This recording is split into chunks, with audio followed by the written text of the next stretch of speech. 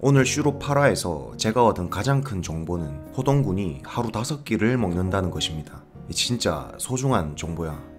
근데 호동군 활도 쏠 줄 알아? 진짜 어디까지 귀여울 거지? 잡소리는 여기까지 하고요. 자, 본격적으로 슈루파라 리뷰 시작하겠습니다. 역시 예상대로 초월이를 만나러 가던 달리기 실력을 바탕으로 가뿐하게 1등을 차지한 무한대군이죠. 반면에 성남대군은 누군가가 밀어서 나무에 어깨를 부딪히는 바람에 뒷순위로 밀렸는데요. 다행히 화살 구간에서 우수한 성적을 거뒀습니다. 나무에 어깨를 부딪혀 활 쏘기 힘들지 않을까 했는데 다행히 형이 도운 것 같습니다. 일전에 첫째는 바람이 되어서라도 엄마와 동생들 옆에 머물겠다고 했었죠. 사람이 되어서라도 곁에 머물겠습니다.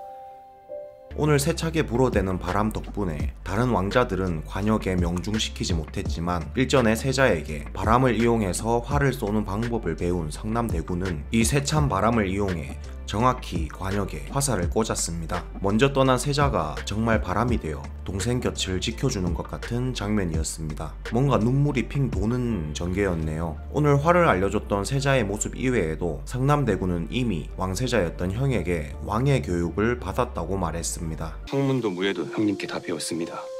왕세자에게 왕세자 교육을 받았으니 꽤 승산 있는 거 아닙니까? 현재 다른 왕자들 그리고 대군들마저도 왕의 교육을 받은 사람은 없습니다. 왕의 교육은 오직 시강원에서만 배울 수 있으며 배동으로 선발되었던 보건군 역시 제대로 배동 역할을 하기도 전에 세자가 피를 토함으로써 시강원 교육이 중단됐죠. 즉 현재 세자 시험에 뛰어든 대군과 왕자들 중 유일하게 성남대군만이 왕세자 교육을 받은 사람이라는 뜻입니다. 그러니 중전 역시 조금은 여유로웠던 것 같죠. 자, 활쏘기가 끝나고 다음 경합은 서암덕과 박경우를 조로 나뉘어 누가 먼저 이들을 궁으로 데려오냐는 시합인데, 참고로 서암덕과 박경우는 현재 왕조를 반대하고 관직마저 거부한 자들로. 박경우라니요? 서암덕도 있다 들었습니다. 작금의 왕조를 반대하고 관직마저 거부한 자들을 어찌 궁으로 불러들인단 말입니까? 서암덕은 역적 서경목의 아들, 박경우는 왕 이호와 막역한 친구 사이였지만 서자인 이호가 왕에 오르는 것을 반대한 사람입니다. 이들에게 왕은 서암덕에게 국왕을 호위하는 어영청의 수장, 어영대장 자리를 제안했고, 박경우에게는 국가의 경지를 관리하는 호조판서 자리를 제안했습니다. 표면적으로 보면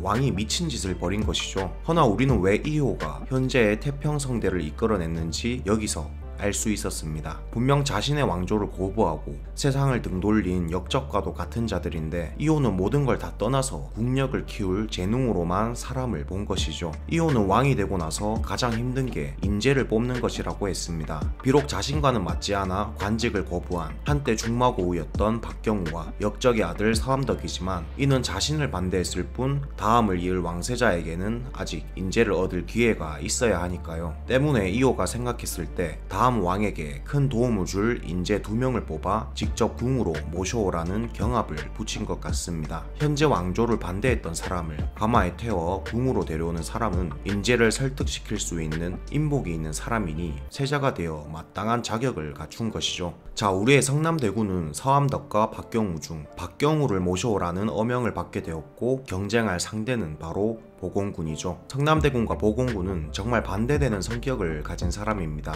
이성적인 보건군은 자신이 타고 갈 말을 외향적인 요소를 바탕으로 말의 능력을 평가해 가장 좋은 놈을 뽑아갔고, 성남대군은 의성군이 미친 짓을 해놓은 덕분에 말들을 고를 수 없는 형편이었지만 기지를 발휘해 길들여지지 않은 말을 타고 바로 출발했습니다. 여기서 포인트는 성남대군은 말을 길들이는 게 아니라 지금부터 친해지면 된다고 했죠. 아니, 저 말은 길들이지 못한 야생마라 통제하기 힘드실 겁니다. 지금부터 친해지면 되지. 이 멘트가 성남대군이 훗날 왕이 되었을 때 백성들을 통치하는 방식이 되지 않을까 싶습니다. 백성들을 길들이는 게 아니라 직접 백성들의 삶과 부딪히며 친해지는 왕. 왕의 자격만 두고 봐서는 역시 성남대군만한 사람이 없습니다. 자, 어찌됐든 반대되는 성격을 가진 보건군이었다면 말을 고를 수 없는 상황에서 다음 역마에서 말을 찾아가는 안전한 수를 썼겠지만, 성남대군은 이처럼 문제를 맞닥뜨렸을 때 비틀고 뒤집고 깨트려보는 사람이죠. 이러한 기질은 오늘 박경우를 맞닥뜨렸을 때도 나왔습니다. 보건군이 이성적으로 설득하고 있을 때 성남대군은 미친놈처럼 절벽에 뛰어내려 박경우에게 3일이라는 시간을 벌었습니다. 물론 뒷일을 생각 안하고 해서 문제긴 하지만요. 설마 안 구해주는 거냐? 야!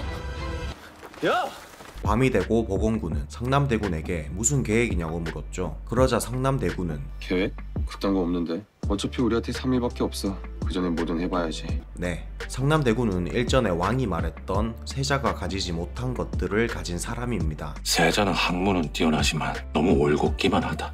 때로는 비틀고 뒤집고 깨트려보기도 했으면 좋겠는데 해서 난 세자와 다른 시각을 가진 왕자가 배동이 되었으면 하네.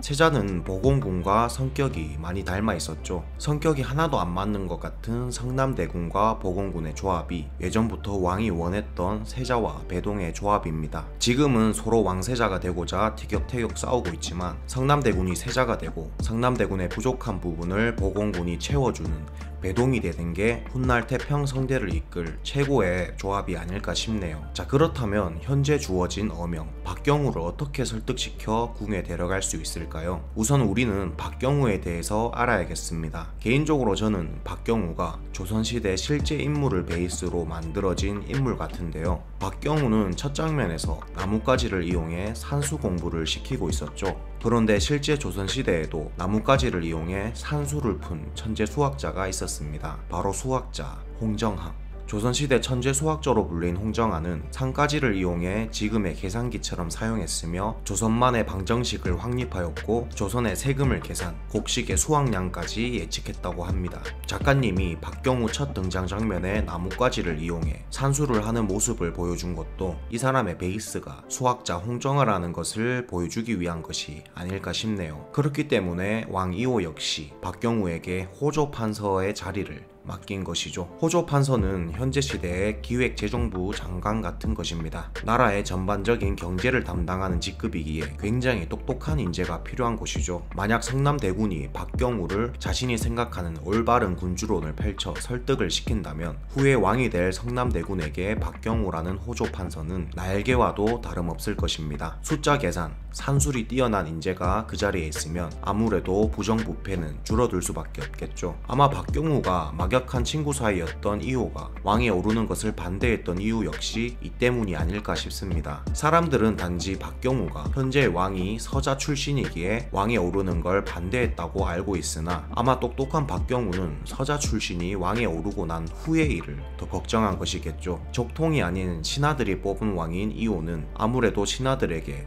휘둘릴 수밖에 없는 왕이며 부정부패를 단칼에 잘라낼 수 없는 약점이 있는 왕이죠. 때문에 박경우는 서자가 왕이 되는 것을 반대했을 것입니다. 자, 그렇다면 이런 박경우를 성남대군은 어떻게 설득시켜 다시 관직에 복직시킬 수 있을까요? 이런 면에서 성남대군이 똑똑한 게 박경우 집에 있는 서책부터 읽기 시작했습니다. 그 사람이 모으고 있는 책을 알면 그 사람이 어떤 사람인지 보이게 되죠. 해당 책은 산학계몽이라고 조선시대 수학의 정석과도 같은 책입니다. 이후 성남대군은 섬을 둘러보며 현재 백합이 제철이라는 정보 등 백성들의 삶을 직접 둘러보며 피부로 느끼고 있었습니다. 이러한 정보가 쌓여 박경우라는 사람을 더욱 잘 이해하게 되는 것 같은데요. 예고편을 보면 성남대군은 박경우의 돈의 흐름에 주목하고 있습니다. 백합한 돈에 상점에서 벌어들인 돈까지 전부 다 박경우 주머니 속으로 굴러들어가고 있는 것 같지 않냐? 관직을 거부한 박경우인데 이렇게 돈을 모으고 있는 것으로 보아 어떤 목표가 있는 것으로 보이죠. 예를 들어 가난한 사람을 돕기 위해 돈을 모으고 있다라는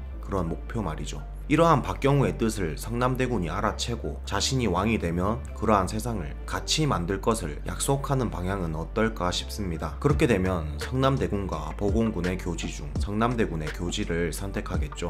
참고로 오늘 박경우를 만나기 위해 배를 타려 했던 성남대군이 배를 타지 못한 이유는 보건군을 미는 세력이 보건군이 지나가고 나서 해당 백기를 막았기 때문입니다. 때문에 애꿎은 백성들만 괜히 피해를 봤죠. 자, 그리고 오늘 드디어 청하가 성남대군을 만났습니다. 섬까지 쫓아가는 적극성으로 보아 조선시대에는 볼 수 없는 능동적인 여성으로 그려지는 캐릭터 같습니다. 그리고 청하가 아버지 병조판서 윤수광에게 이런 편지를 보냈죠. 사내는 태어나 큰 뜻을 품을 줄 알아야 하고 무릇 여인은 그런 사내를 알아보는 높은 안목이 있어야 한다 말입니다. 아버님의 뜻을 받아 떠납니다. 혼인할 서방님을 찾았거든요. 일전에 청하는 성남대군이 어떤 사람인지 몰랐으나 오늘 셋째 무한대군을 만나 만나면서 성남대군이 어떤 신분의 사람인지 정보를 들은 것 같습니다. 그러니 성남대군이 큰 뜻을 품을 줄 아는 사람이란 걸 확신한 것이겠죠. 오늘 청하의 행동을 보면 굉장히 따뜻한 사람이란 걸 느낄 수 있었습니다. 병조 판서의 딸인데 갯벌에 퍼질러 앉아서 할머니와 함께 백합을 줍는가 하면 자신의 손이 더러운 것을 알고 자기 옷에다가 그 흙을 쓱 닦아버리죠. 자신보다는 손을 잡을 상대방을 배려해서 한 행동입니다. 양반집 자녀의 기품 있는 행동과는 거리가 멀어 보이지만 개인적으로 이렇게 순수하고 맑은 마음이 성남대군과 잘 어울린다는 생각이 들었네요. 반면에 병조판소 윤수광은 골치가 아파졌습니다. 지금까지 대비와 함께 태소영의 자식 보공군을 밀어주고 있었는데 애지중지 키운 딸 때문에 성남대군을 밀어야 할 판이 벌어진 것 같죠. 예고편에서 우리는 중정과 윤수광이 독대를 하는 장면을 볼 수 있었습니다. 잘 생각해보세요. 사람 일 모르는 거니까요. 이 둘이 현재 성남대군과 청하의 사이를 알고 이러는지는 모르겠으나 어찌됐든 윤수광이 대비와의 동행을 멈추고 중정과 함께 동행을 하며 성남대군을 밀어주는 형태로 바뀔 수도 있겠습니다. 하나 걸리는 것이 있다면 윤수광이 과거 서함덕의 집안을 몰락시켰다고 오늘 나왔으니 서함덕의 가문을 몰살시킨 게 이판과 저라는 걸 잊으셨습니까? 이 사람이 과거의 행적을 없고도 당당한 국구로 그려질 수 있을지가 걱정입니다. 자, 그리고 태현의 경합을 넣어 놓쳤던 인재를 다시 등용시키려는 왕 이호의 계획이 굉장히 똑똑한 방법이라는 생각이 드는데요. 똑똑한 수학자 박경우, 왕을 수호하는 어영청의 수장 서함덕, 더해서 오늘 막내 일영대군은 시험과 별개로 자신이 존경하는 천문 박사 문필 선생을 찾아 떠났죠. 난 나온 김에 문필 선생님을 만나 뵙고자 한다. 조선 최고 천문 박사시니라.